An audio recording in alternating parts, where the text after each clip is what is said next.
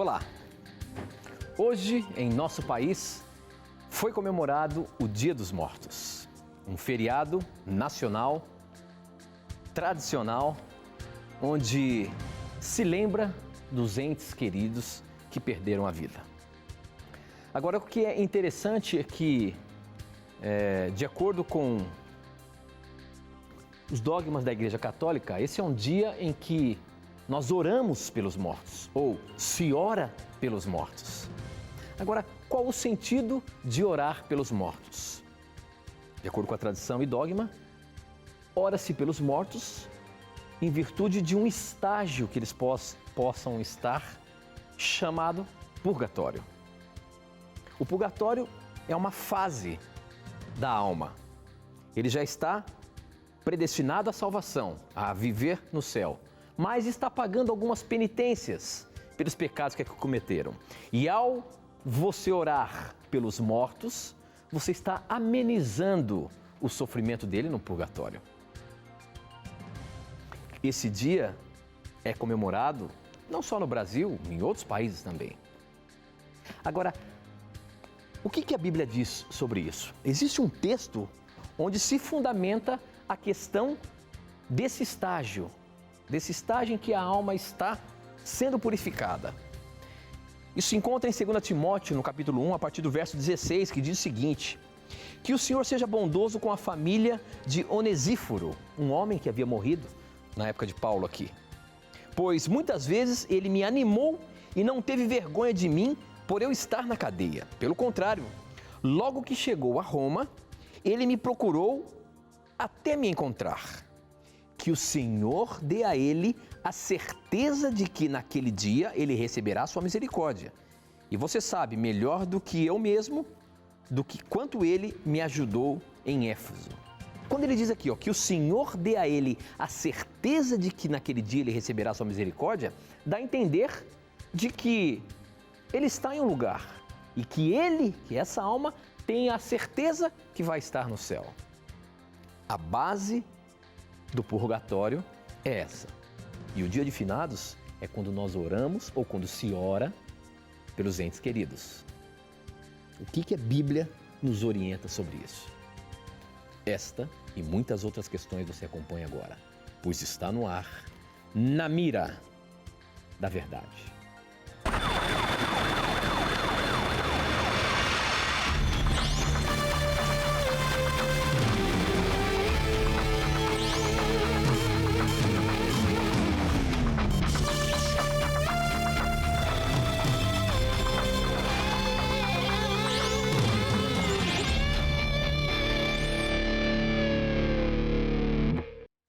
Olá, seja muito bem-vindo. Estamos começando mais um programa Na Mira da Verdade. Hoje, dia 2 de novembro, estamos ao vivo aqui pela Rede Novo Tempo. O seu programa Na Mira da Verdade é um programa de perguntas e respostas bíblicas. E a partir de agora, já nos conectamos com o Brasil e o mundo através das ondas do rádio, da TV Novo Tempo e da internet. Que você possa se sentir abraçado pelo programa. Estamos começando mais um programa em que você pergunta e a Bíblia responde, mas é ele, professor Leandro Quadros, que está na mira. Professor, tudo bem? Preparado aí no feriadão para responder mais algumas perguntas? Meu amigo, é um desejo muito grande poder hoje, mais uma vez, ajudar o nosso telespectador e ouvinte a entender a Bíblia. E vou aproveitar e te mandar rapidamente aqui um abraço para o Heber Cavalcante e a sua esposa Camila, que mora em Hortolândia, São Paulo. Que Deus abençoe este casal e obrigado, amigo Heber, por toda a ajuda que tem me dado, me mantendo aí atualizado sobre alguns livros importantes, para a minha dissertação. E eu queria também mandar um abraço para todo o pessoal de Belém, no Pará. Agora, dia 7 deste mês, eu vou estar com esses amigos na Feira de Livros Cristãos, chamada Casa Aberta, que vai ser no Instituto Adventista Grão-Pará. Espero ter a oportunidade de conhecê-los e juntos aí estudarmos um pouquinho mais da Palavra de Deus. Muito bem, professor. Nós queremos começar o programa com essa questão que hoje é comemorado no nosso país, que é o Dia de Finados, um dia em que nós lembramos dos mortos, dos entes queridos, e que se ora por esses entes queridos para, quem sabe, aliviar as suas dores ou a sua penitência no purgatório. É esse o fim de orar pelos mortos que é apresentado pela doutrina católica. E a pergunta chegou para a gente pelo nosso Facebook. Quem mandou foi o Gilmar da Silva. Ele pergunta o seguinte: gostaria de saber se quando oramos aos mortos, eles ouvem nossas orações.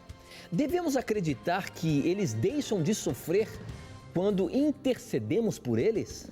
Professor, essa questão de orar pelos mortos, parece que a Bíblia, Paulo deu a entender isso quando ele estava falando de Onesíforo, né? Esse homem que havia morrido e que ele estava falando ali que foi um amigo dele, que acompanhou ele na prisão.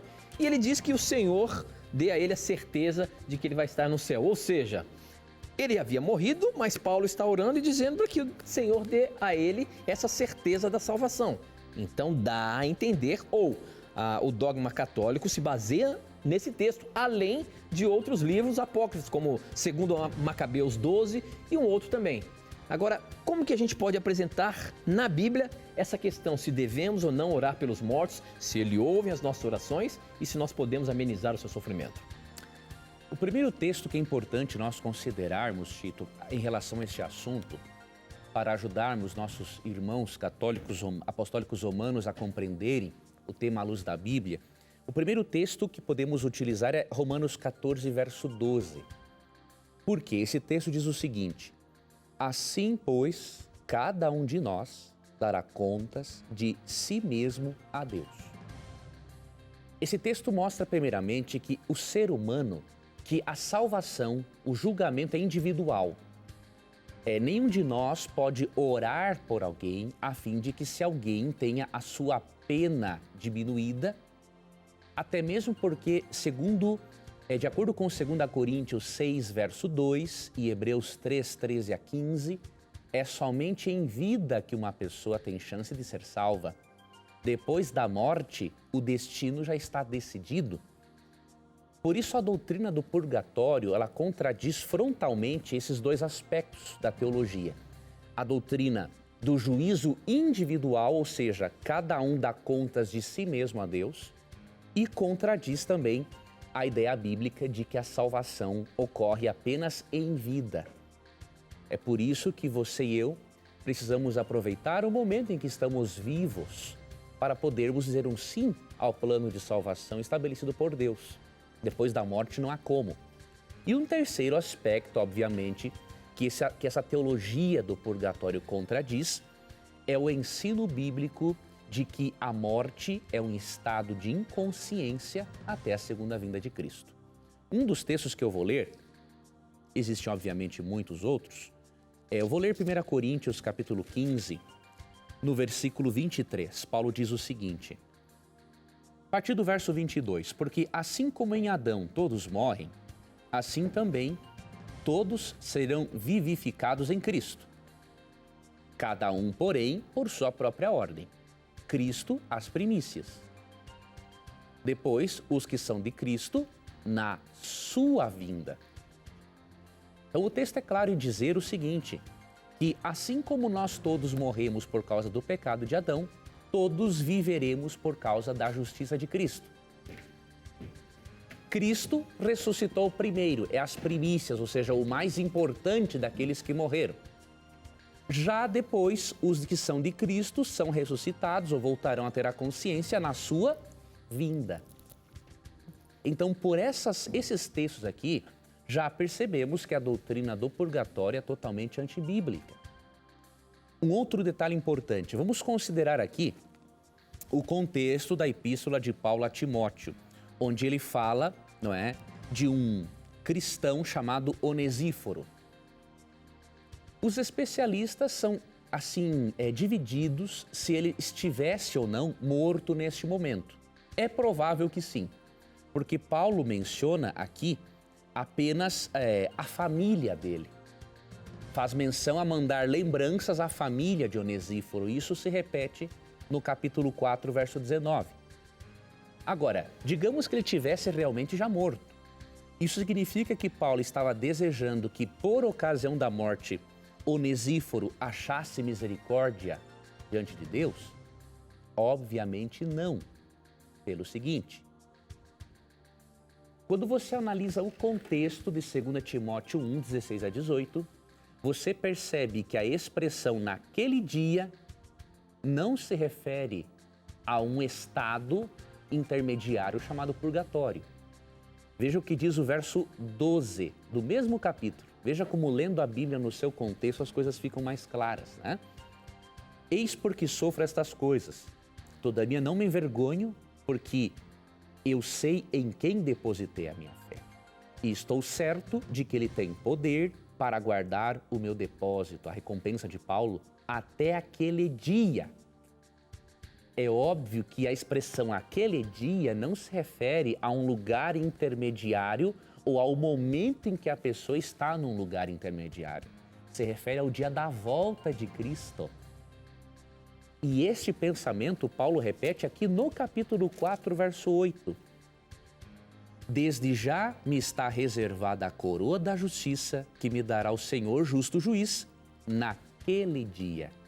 E não somente a mim, mas a todos os que tiverem esperado com amor a sua vinda ou a sua aparição. Definitivamente, 2 Timóteo Paulo não fala em hipótese alguma do purgatório. Isso aí não passa pela mente do escritor bíblico. E uma das bases da teologia católica para o purgatório, obviamente, é uma citação, como o Tito mencionou, de um livro apócrifo, obviamente não inspirado, chamado 2 Macabeus. Aqui no capítulo 12, eu vou ler para você, do verso 42 até o 45, para você perceber a base apócrifa na qual a teologia... Qual Bíblia é essa, professor? Eu estou com a Bíblia de Jerusalém. Ah, essa aí tem os livros apócrifos? Tem os livros apócrifos, né? Como eu falei até num programa anterior, esta Bíblia é uma das melhores traduções que existem. A Bíblia de Jerusalém é muito fiel. Né? Agora, possui os livros apócrifos, que obviamente têm somente valor histórico, mas não tem valor doutrinário nenhum. Né? Então vamos ler aqui, segundo Macabeus 12, 42 em diante, que diz o seguinte. Puseram-se em oração para pedir que o pecado cometido fosse completamente perdoado. E o valoroso Judas exortou a multidão a se conservar isenta de pecado, tendo com os próprios olhos visto o que acontecera por causa do pecado dos que haviam tombado.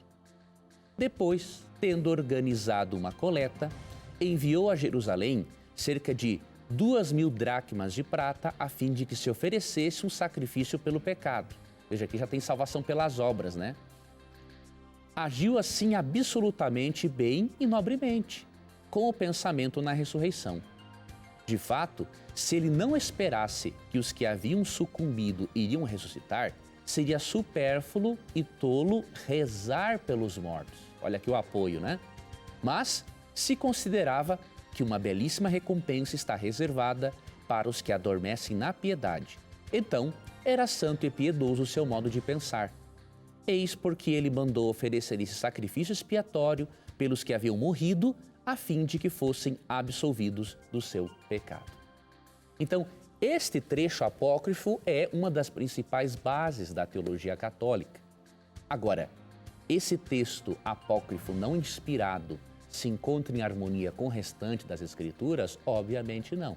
E um só texto que eu vou ler mais, para nós darmos sequência às outras perguntas do programa, encontramos em Isaías 38, 18 e 19. Veja, esse texto contradiz frontalmente a afirmação de 2 Macabeus 12, que não é um livro, obviamente, inspirado. Então, diz assim, com efeito, não é o Sheol ou a sepultura que te louva, nem a morte te glorifica, pois já não esperam em tua fidelidade aqueles que descem a cova. Os vivos, só os vivos é que te louvam, como faço hoje. Você percebeu? Isaías afirma duas coisas. No verso 19, que só os vivos louvam a Deus. Ou seja, o morto está inconsciente. E no verso 18, ele fala que na morte as pessoas não esperam, obviamente conscientemente, pela fidelidade de Deus, porque elas estão dormindo. Então, orar pelos mortos, não é? crer no purgatório realmente são posturas antibíblicas, das quais um cristão, obviamente, inclusive um irmão católico apostólico romano, não deveria participar. Muito bem, professor, muito bem. Para você participar do programa, basta você mandar as suas perguntas pelo nosso SMS. O número é 12 981510101. Você manda a sua pergunta, eu recebo aqui. Ou então, também pode participar pela internet, pelas redes sociais, pelo Facebook, namiradaverdade.nt, pelo Twitter, @namiradaverdade e ainda no nosso blog novotempo.com/namiradaverdade, tá bom? Participe, mande as suas perguntas e nós vamos responder baseando-se na palavra de Deus. Essa chegou por SMS, professor. Quem mandou aqui foi a Lorena. Ela é do Espírito Santo e ela pergunta o seguinte: boa noite, estou começando agora a conhecer a verdade e tenho gostado muito de aprender com o programa. Gostaria que vocês me ajudassem numa dúvida. Tendo a pessoa morrido sem ter tido uma vida em Cristo e sem ter se arrependido, não terá mais ela chance de ir para a eternidade? A essa pessoa só resta aguardar a segunda ressurreição para o julgamento e a condenação? E aí, professor? Muito boa pergunta. Depois que morre, pode ter ainda chance de salvação?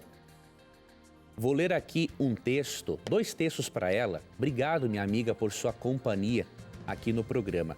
O primeiro texto, João 3,16, diz assim, né? Pois Deus amou tanto o mundo que entregou o seu Filho único para que todo o que nele crê não pereça, mas tenha a vida eterna. Verso 17, pois Deus não enviou o Filho ao mundo para julgar o mundo, mas para que o mundo seja salvo por ele. Então veja, o plano de Deus é que realmente todo aquele que crer em Jesus tenha a vida eterna. O objetivo de Cristo não é julgar o mundo. Obviamente que o resultado de a pessoa não aceitar o plano de salvação é a condenação. Agora, obviamente, Deus se revela ao ser humano de várias maneiras, para que o ser humano, pela graça de Cristo, possa ir para o céu. Porém, depois da morte, realmente, minha amiga, a Bíblia não ensina que exista uma oportunidade de salvação. É em vida somente que podemos dizer um sim ao plano de salvação estabelecido por Deus. E um dos textos que eu vou ler, eu mencionei antes 2 Coríntios 6, verso 2, que você pode ler depois, e eu vou ler aqui para você Hebreus capítulo 3, versículo 13 até o 15. Exortai-vos antes uns aos outros, dia após dia, enquanto ainda se disser hoje, para que ninguém de vós se endureça, seduzido pelo pecado. Veja, o motivo para nós é nos exortarmos hoje, aconselharmos um ao outro a nos arrependermos é hoje, por quê? Porque no futuro o coração pode se endurecer. Pois nos tornamos companheiros de Cristo, contanto que mantenhamos firmes até o fim nossa confiança inicial. Quando se diz hoje, se lhe ouvirdes a voz, não endureçais vossos corações, como aconteceu na provocação.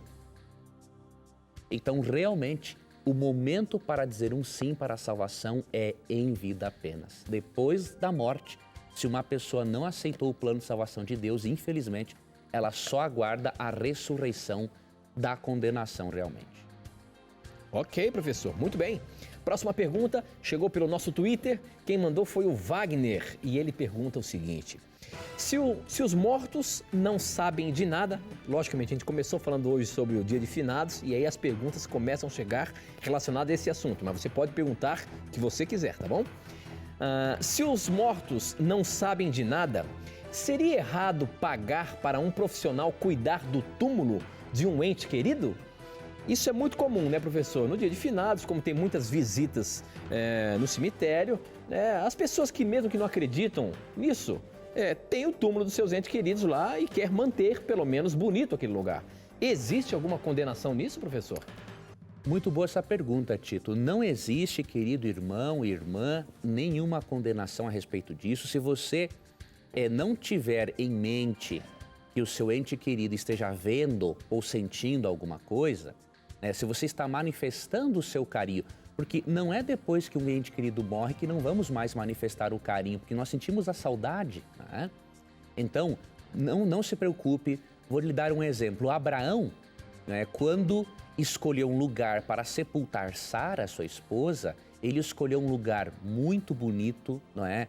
Uma sepultura lá na gruta e tudo mais. Então, você manifestar o carinho para com alguém que você tanto ama e que está descansando na morte até a segunda vinda de Cristo, não há, sim, nada na Bíblia que condene isso. Pelo contrário, né? Isso merece respeito, as pessoas merecem ser compreendidas e Deus compreende, sim, a dor de cada um de nós.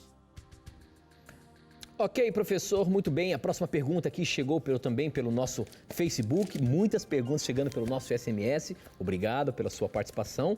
A pergunta da Cristal Claire é uma das perguntas que no programa passado eu falei que colocaria porque era muito boa e ela novamente mandou pra gente aqui pelo Facebook, a Cristal Claire. E olha só o que ela diz: Cristal, sua pergunta está na mira. Boa noite, adoro o programa Na Mira da Verdade. Quero ver quando o Tito vai me colocar nessa mira. Pois bem, hoje você está na mira. É o professor que está na mira. Sua pergunta está na mira do professor. Vamos ver como é que ele vai responder, como é que ele vai sair dessa. Leia mais perguntas do Face. Você lê mais SMS? Não, a gente lê de tudo aqui, tá bom? Bem, eu gostaria de saber por que vocês falam tanto dessa Ellen White. Ela é uma boa escritora. Eu li seu livro A Grande Esperança, amei. Mas vocês falam muito nela, como se ela fosse alguém da Bíblia. Acho esquisito. Bem, outra pergunta. Vocês utilizam os escritos dela como os testemunhos de Jeová fazem com as revistas Despertai e Atalaia? E Sentinela. Tipo, uma segunda Bíblia? E por que vocês exaltam tanto o sábado? Sou ocultista e amo vocês. Obrigado pela sua pergunta, Cristal. Professor, a questão é a seguinte. Ela quer saber por que se usa tanto Ellen White. E ela faz até uma referência, assim como os testemunhos de Jeová usam as suas revistas, a Despertai e a revista Sentinela. É isso mesmo, professor. Por que se fala tanto de Ellen White? Por que tanto se fala aqui do sábado? Do sábado eu já vou até responder, porque sempre vem perguntas sobre o sábado e a gente tem que colocar na mira, né, professor? É isso aí, meu amigo. Como que é a questão da Ellen White aí? A Igreja Adventista usa ela como uma segunda Bíblia mesmo? Muito boa pergunta dessa nossa irmã. Minha irmã, muito obrigado por você acompanhar nosso programa. É uma honra para nós sabermos que você e outros irmãos e amigos ocultistas estão acompanhando este programa para estudarmos a Bíblia juntos. Primeiramente, nós não cremos que Ellen White seja uma profeta canônica, ou seja, uma profetisa canônica, uma profetisa que tenha livros na Bíblia. E não poderíamos crer numa barbaridade dessas, como até alguns críticos alegam, não você que fez uma pergunta honesta e sincera, né? Nós cremos que ela faz parte de uma lista de profetas chamados profetas não canônicos, ou seja, profetas que têm a inspiração de Deus, mas que obviamente não têm livros na Bíblia. E eu vou ler para você um texto que menciona um exemplo desses profetas não canônicos, que se encontra aqui em 1 Crônicas, capítulo 29, verso 29, que diz: a história do rei Davi, do começo ao fim, está registrada na história de Samuel, o vidente, na história do profeta Natã e na de Gade, o vidente.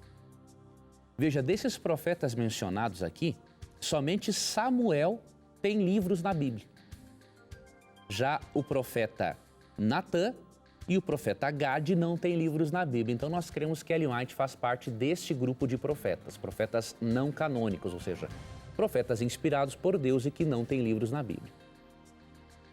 Agora, nós utilizamos os escritos dela não como uma segunda Bíblia. Utilizamos os escritos dela porque cremos que esses escritos apresentam verdades fundamentais das Escrituras. Nós entendemos, minha irmã, que os escritos de Ellen White não podem e não são um acréscimo à Bíblia. Eles são, sim, um instrumento do Espírito Santo para levar a nossa mente à Bíblia. E eu vou pegar uma citação de Ellen White para você perceber o valor que ela dá à Bíblia. Essa citação está no livro Primeiros Escritos. É uma citação que eu leio constantemente aqui no programa, né? Primeiros Escritos, página 78, aí você vai entender como ela centraliza seus escritos na Bíblia e na pessoa de Jesus, então nós gostamos de ler esses escritos e de divulgá-los, porque eles falam da Bíblia, né? Então, Ellen White escreveu na página 78 o seguinte: recomendo-vos, caro leitor, a palavra de Deus como regra de vossa fé e prática. Por essa palavra seremos julgados. Nela, Deus prometeu dar visões nos últimos dias, não para uma nova regra de fé, mas para conforto do seu povo e para corrigir os que se desviam da verdade bíblica. Assim tratou Deus com Pedro quando estava para enviá-lo a pregar aos gentios. Perceba que Ellen White mesmo disse que ela recomendava a palavra de Deus como a nossa única regra, como nossa regra de fé e prática. E ela fala, por essa palavra seremos julgados. Ou seja, não é pelos escritos dela, é pela Bíblia, né? E aí ela continua dizendo que as visões que Deus deu a ela como profetisa não são para uma nova regra de fé, mas para conforto do seu povo e para corrigir os que se desviam da verdade bíblica. Os escritos de Ellen White têm muito disso. Tem conforto para aqueles que precisam de conforto e correção para aqueles que se desviam e não estão querendo ou conseguindo voltar sozinhos, tá?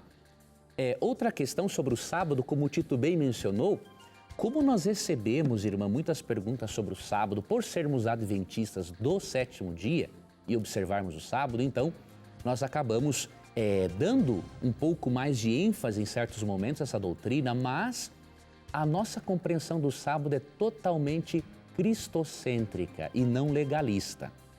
Obviamente, pode existir na igreja adventista, assim como em qualquer outra igreja cristã, aquele indivíduo que faz de qualquer um dos mandamentos de Deus um meio de salvação.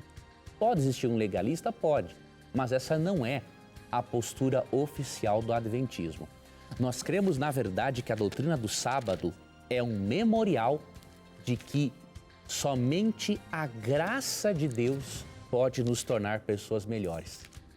E eu vou ler um texto para você muito legal sobre esse assunto, que é Ezequiel, capítulo 20, verso 12. Aí eu finalizo essa resposta e, minha irmã, estamos à sua disposição, né? Você querendo fazer mais perguntas, aprofundar-se mais no assunto, estamos à sua disposição. Ezequiel 20, 12, né? Fala o seguinte: também lhes dei os meus sábados, para que servissem de sinal entre mim e eles, a fim de saberem que eu, Yahweh, é que os santifico. Olha que interessante. Quando Deus deu o sábado para o povo israelita, um dos propósitos era para o povo israelita lembrar que era Deus quem os santificava, não eram as obras deles. Isso é para nós também. O sábado é um lembrete de que é Deus quem nos santifica. Como foi Deus quem abençoou e santificou o sábado, de acordo com Gênesis 2, 1 a 3, Ele deu também o sábado para lembrarmos que, assim como Ele santificou o sábado, é Ele quem santifica a nós mesmos e não simplesmente os nossos esforços. Então, nós cremos que é uma doutrina bonita quando a entendemos de forma cristocêntrica. Ok, professor, muito bem, o nosso tempo está correndo, nós temos que ir para o intervalo, mas não sai daí não, a gente volta já já.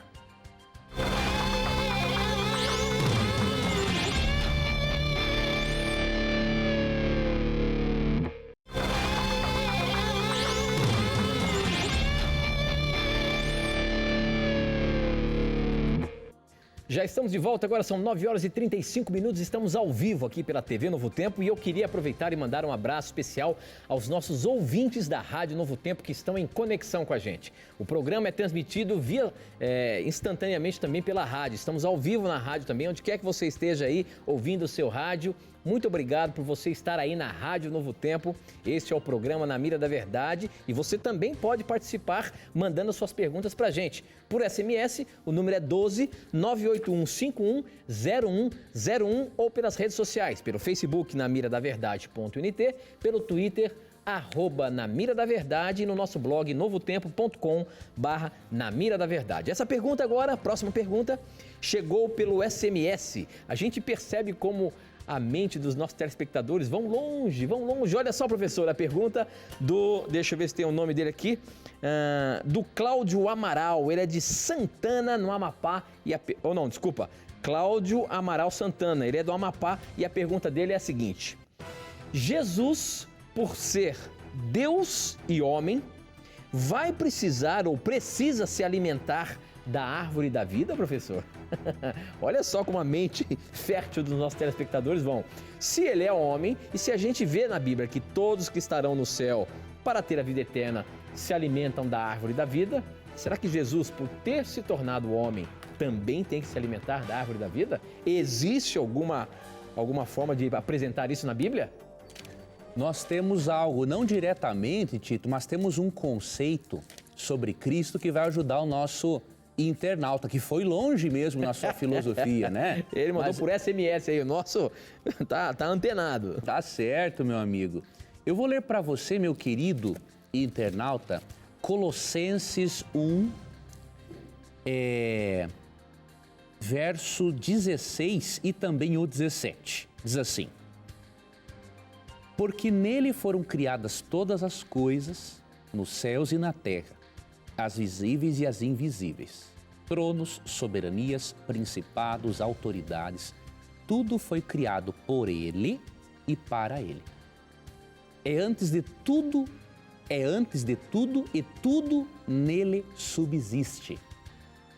Quando esse verso fala que em Cristo tudo subsiste, quer dizer que todas as criaturas do universo são mantidas por Jesus. Então, sendo ele, de acordo também com Atos 3, verso 15, o autor da vida, apesar dele ser divino humano, ele não precisa da árvore da vida, ele tem vida original em si mesmo. O fato dele ter assumido uma forma humana não fez com que ele perdesse, até hoje, diríamos assim, seus atributos divinos. Então, Cristo, obviamente, não depende da árvore da vida. E só para finalizar, Tito, antes da outra pergunta, sim, eu encontrei, Tito, uma outra citação de Ellen White para aquela nossa irmã ocultista que enviou a pergunta sobre os escritos dela. Ok, professor, pode falar. Tem uma citação, Tito, aqui no livro O Caminho a Cristo, o capítulo 10, que é o capítulo que fala sobre o conhecimento de Deus, é um capítulo em que Ellen White exalta muito a Bíblia, minha irmã, e não os escritos dela, obviamente. Então, isso aqui vai lhe ajudar muito. Entre as muitas citações, eu vou ler uma para você, da página 79. Olha que citação bonita, ó. Nada há mais apropriado para fortalecer o intelecto do que o estudo das Escrituras. Nenhum livro é tão capaz de elevar nossos pensamentos e dar vigor às faculdades como as grandiosas e enobrecedoras verdades da Bíblia. Se a palavra de Deus fosse estudada como deveria ser, as pessoas teriam uma mente mais esclarecida, um caráter mais nobre e firme de propósito, coisas raramente vistas nos dias de hoje. Então veja, ela exalta a Bíblia e eu recomendo, se você quiser ler este livro, né? E especialmente ali o capítulo 10, onde ela exalta a Bíblia, é este livro aqui, O Caminho a Cristo, de Ellen White. Você pode adquirir com a editora Casa Publicadora Brasileira, no endereço que vai aparecer na sua tela, né? O site cpb.com.br ou pelo telefone 0800 979 0606. Muito bem, professor, muito bem. Eu quero aproveitar também e oferecer para você como presente a revista Verdades para o Tempo do Fim. Essa revista é um curso bíblico que nós oferecemos aqui no programa Na Mira da Verdade. E para você ter aí na sua casa, você pode acessar o nosso blog agora, 0 operadora 12 20, o nosso blog novotempo.com/Na Mira da Verdade. O nosso blog novotempo.com/Na Mira da Verdade. Você vai ver a imagem dessa revista, é só você clicar na imagem da revista que você vai ser direcionado para um campo para você preencher os seus dados postais e você vai receber na sua casa sem pagar nada. Você também pode ligar para a gente no horário comercial, 0 operadora 12 21 27 3121. Você liga lá e você vai pedir a revista do programa Na Mira da Verdade e eles vão mandar para você, tá bom? É um presente nosso para você. Peça agora mesmo. Você gosta da Bíblia, você gosta de estudar? É uma forma a mais que você tem para aprender a manusear e o que esse livro tem para nos ensinar, tá bom? A próxima pergunta chegou aqui pelo SMS. O nome é Mavi e ela é de Salvador, na Bahia.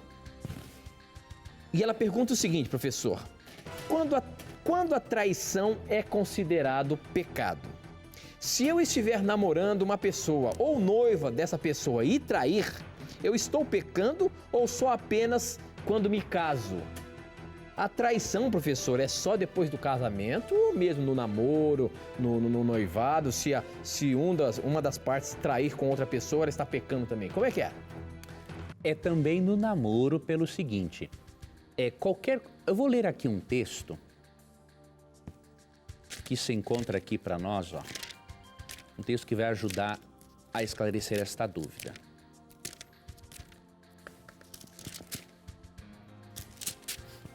Está aqui em Mateus, capítulo 7, verso 12. Tudo aquilo, portanto, que quereis que os homens vos façam, fazei-os vós a eles, pois essa é a lei e os profetas. Veja, a essência dos ensinamentos de Deus é: façam às pessoas aquilo que vocês querem que façam a vocês. Então, tudo aquilo que eu faço a alguém e que é errado e que não é algo que eu gostaria que fizesse a mim, é uma transgressão dos mandamentos de Deus. Então, obviamente que até mesmo a infidelidade num namoro mesmo, obviamente, que não tem a mesma gravidade que no matrimônio, porque as consequências são muito mais devastadoras, ainda mais quando há filhos na relação, obviamente que inclusive no namoro ou no noivado, quando o ser humano não mantém a fidelidade àquela pessoa que ele ama, ele está transgredindo este princípio aqui. Ele está fazendo algo a alguém e que muito provavelmente não gostaria que fizesse contra ele. Então, é sim um pecado. Muito bem, professor. A próxima pergunta quem mandou foi Ronaldo Farias. E a pergunta dele é a seguinte: por que a Igreja Adventista do Sétimo Dia conclui que apenas Ellen White exerce a chamada profética no período remanescente, sabendo que toda a chamada profética foi em épocas determinadas da história? Ou seja, sabendo-se que toda a chamada profética teve uma determinada época da história e nós acreditamos no tempo do fim, por que a Igreja Adventista acha que apenas Ellen White é uma profetisa para esse povo remanescente, professor? Primeiramente, eu vou começar respondendo do final para o início essa pergunta. Em relação a Deus chamar profetas para períodos específicos, nós concordamos. Agora, não cremos que haja algum momento na história em que Deus não se utilize de um profeta. Então, você quer ver um exemplo? Aqui em 1 Coríntios, capítulo 14, verso 1, mesmo a Bíblia sendo um livro completo e não precisa de acréscimo de ninguém, Paulo disse o seguinte: procurai a caridade, ou amor, não é? Entretanto, aspirai aos dons do Espírito, principalmente à profecia. Então, Paulo falou para os coríntios que eles deveriam aspirar ao dom profético. E em Atos 2, 17 e 18, aprendemos que o dom profético é prometido por Deus também para os nossos dias. Olha o que diz Atos 2, 17 e 18. Sucederá nos últimos dias, diz Deus, que derramarei do meu espírito sobre toda a carne. Vossos filhos e vossas filhas profetizarão, vossos jovens terão visões e vossos velhos sonharão. Sim, sobre meus servos e minhas servas derramarei do meu espírito. Então o dom profético é para todos os tempos.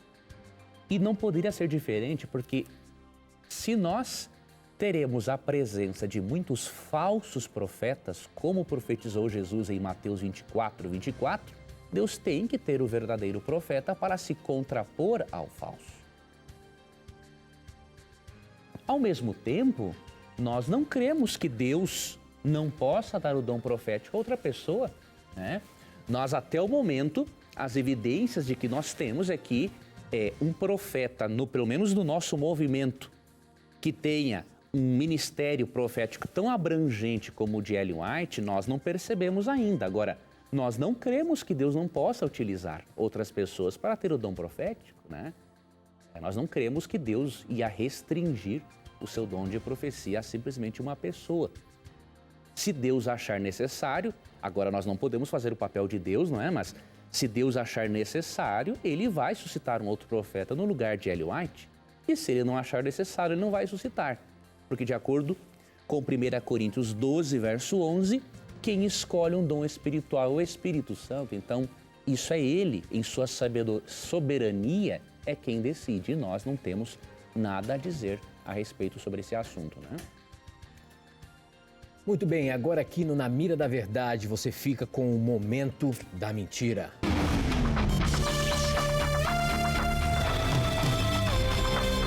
Eu li que um crítico afirmou que a escritora cristã Ellen White, da qual estamos falando agora, ele disse o seguinte, que Ellen White contradiz Apocalipse 21, 22. Por quê?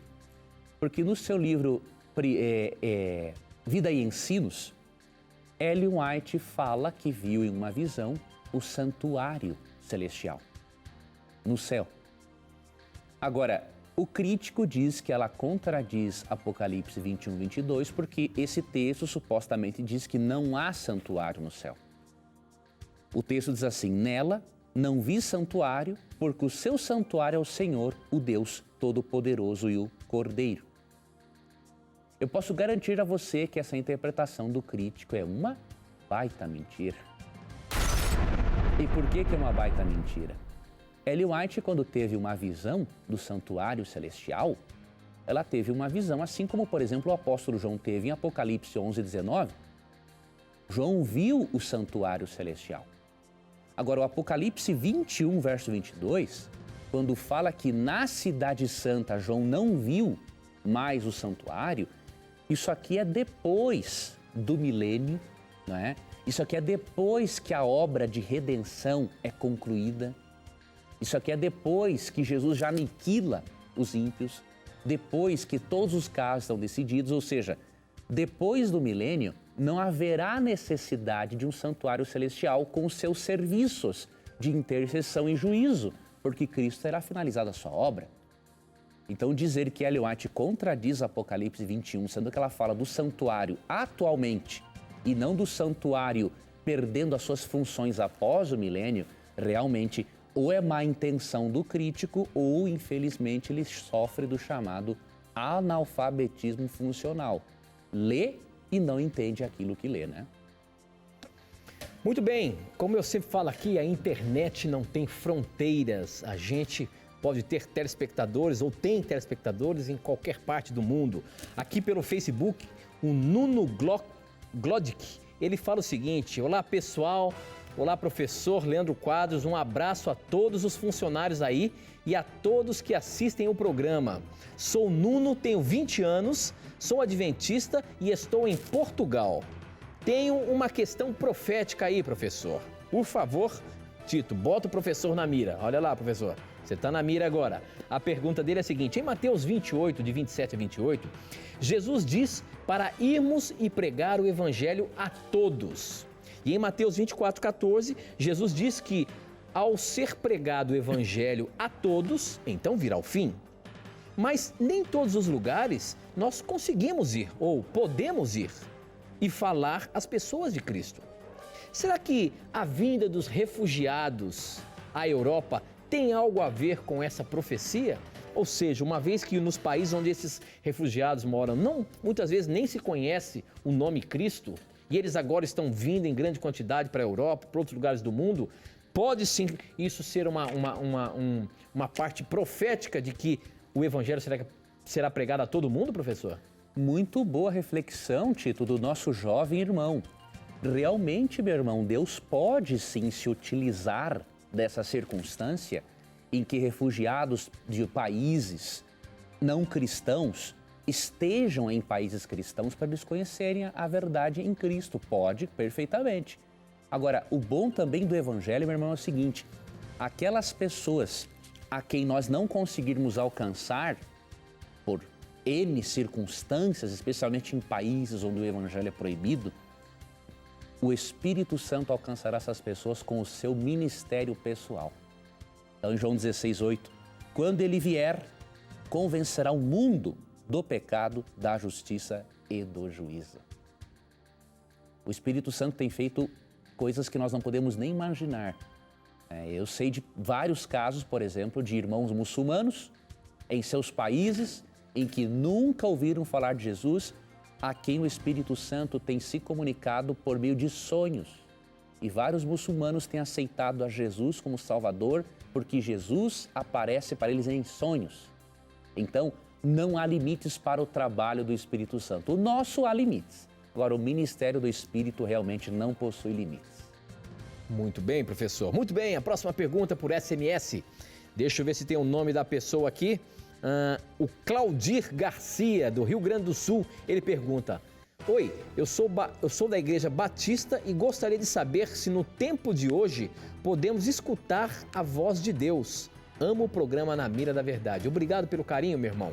Professor, ainda hoje nós podemos ouvir a voz de Deus, assim como a gente vê no Velho Testamento, Deus falando diretamente com o homem? Meu querido irmão da Igreja Batista, que satisfação, viu, ter a sua companhia aqui no nosso programa, meu irmão. Veja, eu vou ler para você um texto de Números 12, verso 6, que nos mostra que quando Deus falava audivelmente com o ser humano, geralmente isso ocorria com o profeta, né? Então o texto diz assim: ouvi agora as minhas palavras, se entre vós há profeta, eu, o Senhor, em visão a ele me faço conhecer ou falo com ele em sonhos. Ou seja, Deus pode ainda hoje utilizar-se deste recurso para se comunicar com o profeta. Conosco, raramente, mas ele pode se ele quiser. Agora, isso não é porque Deus não tem a vontade, é porque nós somos totalmente incapazes. Isaías 59, irmão, verso 2, é um texto bom de você ler. Ali diz que os nossos pecados causam separação entre nós e Deus. E essa separação é tão grande que percebemos ali em Êxodo capítulo 19 que quando Deus falou do Monte Sinai ao povo de Israel, o povo não suportou ouvir a voz gloriosa de Deus, porque a voz de um ser puro entra em contato com a mente e os ouvidos de serem corrompidos, então não há como. Por isso que Deus escolheu mensageiros especiais, os profetas, para por meio deles comunicar sua vontade ao ser humano. Porque o ser humano somente após a volta de Cristo e depois de ser glorificado é que poderá novamente ter estrutura física, mental, emocional, psíquica e espiritual para poder ouvir realmente a voz de Deus. Muito bem, professor. Agora pelo Facebook, Erinaldo de Oliveira. Tito, já mandei muitas vezes essa pergunta, mas vamos ver se sai hoje, hein? A pergunta do Erinaldo é a seguinte: a morte foi criada por Deus ou se creio como pecado? Ou melhor, ou se criou com o pecado? É isso aí. A morte foi criada por Deus ou se criou com o pecado? E aí, professor, Deus é quem criou a morte? Ou a partir do pecado é então que veio a questão da morte aí? Essa é uma questão, Tito, bastante filosófica e que vários teólogos e filósofos cristãos têm debatido ao longo dos séculos. Mas eu vou apresentar aqui algo do que eu creio ser a posição bíblica, né? Então, quando nós lemos aqui Gênesis 2, 16 e 17, Deus deu um aviso. De toda árvore do jardim comerás livremente, mas da árvore do conhecimento do bem e do mal não comerás, porque no dia em que dela comeres, certamente morrerás. Deus falou aos nossos primeiros pais que se eles desobedecessem, eles morreriam. A morte, o que é a morte? A morte é a ausência de vida. Quando você e eu estamos afastados da fonte de vida, a consequência é a morte. Eu não vejo a morte como uma criação de Deus. Eu vejo a morte como uma ausência da pessoa de Deus. Então nós lemos em Gênesis 3, por exemplo, quando Adão e Eva caíram, eles o quê? Se afastaram de Deus. E ao se afastar de Deus, a fonte de vida, qual é o resultado? A morte. Então, a morte eu vejo como uma ausência de Deus, uma ausência da fonte de vida. Ok, professor. Próxima pergunta, o Rafael Santiago, ele diz o seguinte: professor Leandro Quadros e amigo Tito, me ajudem, por favor. Eu não consigo crer na Bíblia e nem mesmo em Deus. Na verdade, eu sou instável. Começo crendo, mas depois vou descrendo. Não consigo me manter com fé nem por uma semana. Mas eu queria crer e eu sinto que devo crer.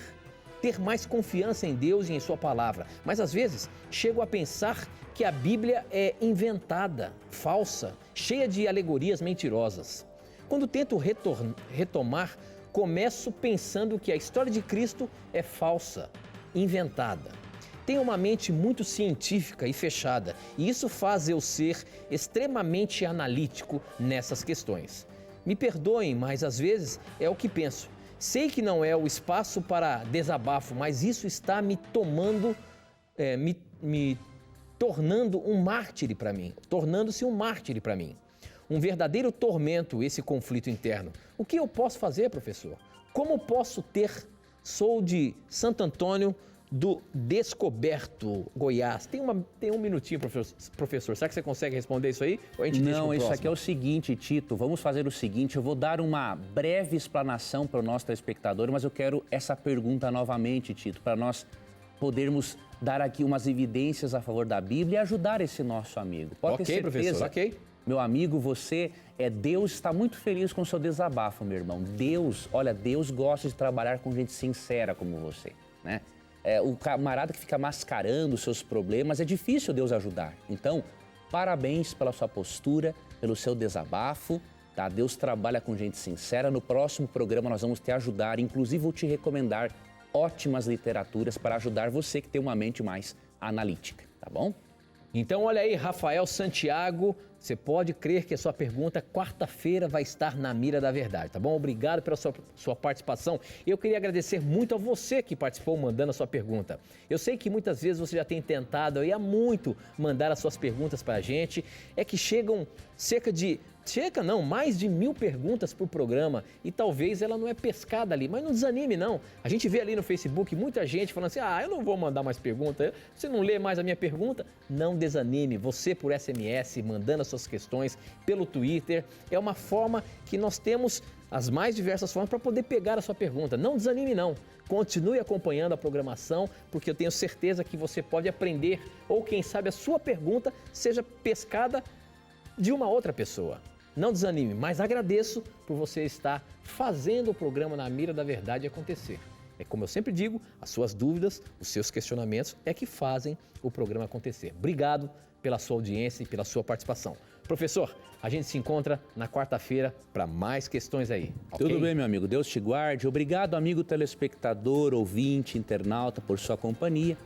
E lembre-se sempre que aqui neste programa, sempre que você tiver a coragem de perguntar, a Bíblia terá coragem de lhe responder. E aqui no Beco, você já sabe, sempre os seus questionamentos, as suas dúvidas estarão na mira da verdade. Até o nosso próximo encontro. Tchau!